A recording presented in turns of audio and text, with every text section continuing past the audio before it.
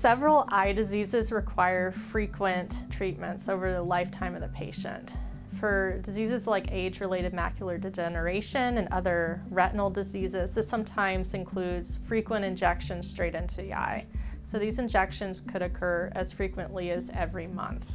We have developed this extended release capsule that could be injected into the eye, but the idea is that it would last a long time, so that these patients could only get an injection once or twice a year instead of the monthly dosing that they're currently receiving.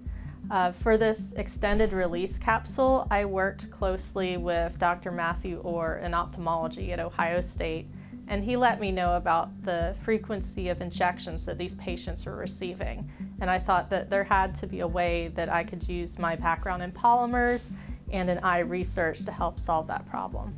The team at the Office of Innovation and Economic Development has been instrumental in helping me to patent my ideas, and they've also helped us to license the technologies to a startup company to help bring these things to the patients.